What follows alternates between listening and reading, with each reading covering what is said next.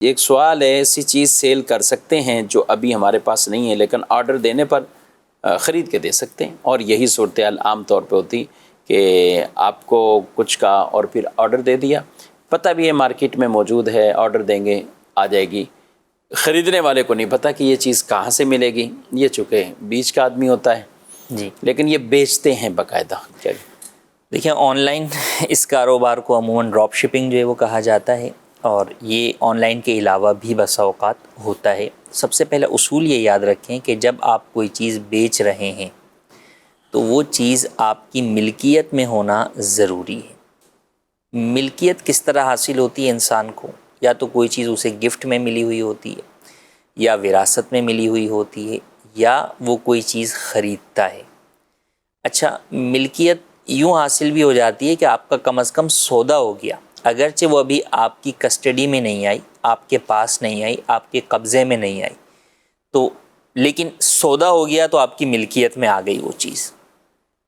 تو ملکیت ہونا ضروری ہے۔ جو چیز آپ کی ملک میں نہیں ہے اسے آپ بیچتے ہیں تو یہ خرید و فروخت ہی باطل ہے، شرعاً کسی بھی صورت میں جائز نہیں ہے۔ اور اگر وہ چیز آپ کی ملکیت میں ہے مگر قبضے میں نہیں ہے، آپ نے سودا تو کر لیا اس چیز کا لیکن ابھی تک وہ مال اسی شخص کی دکان پر ہی رکھا ہوا ہے، ٹھیک، آپ کو اس کا قبضہ نہیں ملا، تو اب یہاں پہ دو کیٹیگری بنتی ہیں شرعی اعتبار سے۔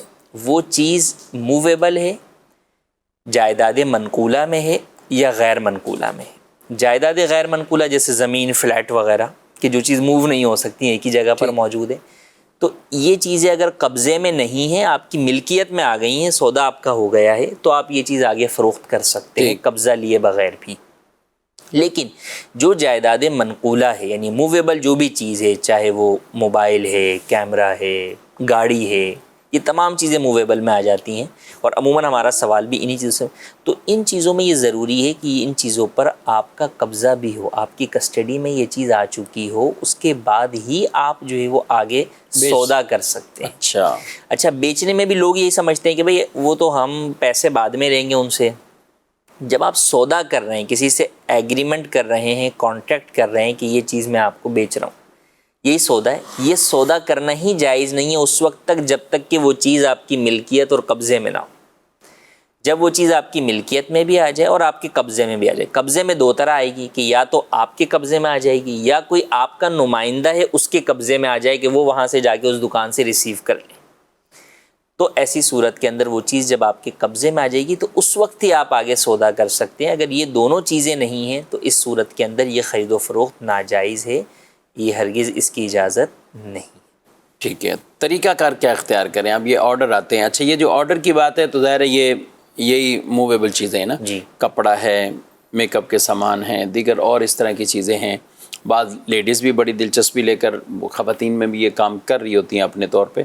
آج کل تو چل رہا ہے نا، بس اسٹیٹس لگا دیں اور اسٹیٹس سے کسی نے یا واٹس ایپ کے اوپر گروپ بنا کے اس کے اندر جو ہے وہ چیزیں شیئر کر دیں۔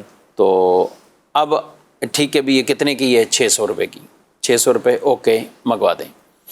اب ہوتا تو یہی ہے، اب یہ جو 600 روپے کر لیا، پورا ڈن بھی کر دیا ایک طرح کا، تو اس کا طریقہ جائز کیا ہو سکتا ہے؟ دیکھیں، اس کے جائز طریقہ کار دو ہو سکتے ہیں۔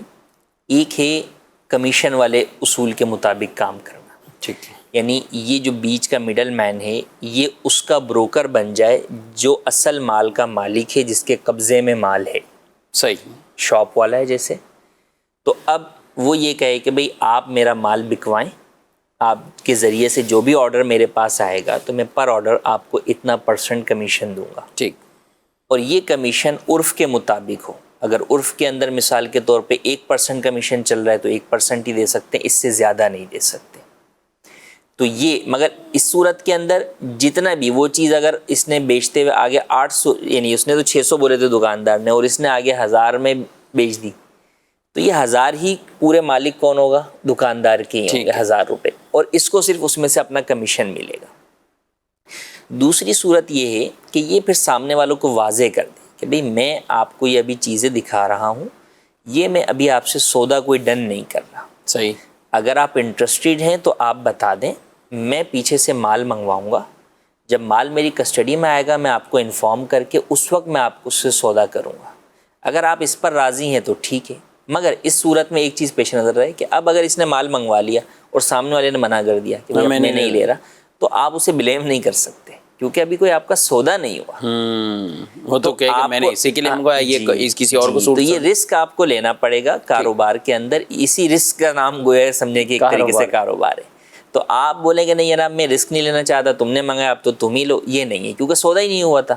سودا ہوتا تو وہ پابند ہوتا۔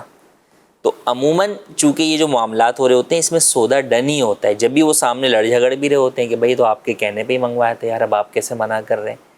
تو اسی لیے کہا جاتا ہے کہ اس طریقے سے یہ کاروبار جائز نہیں ہے۔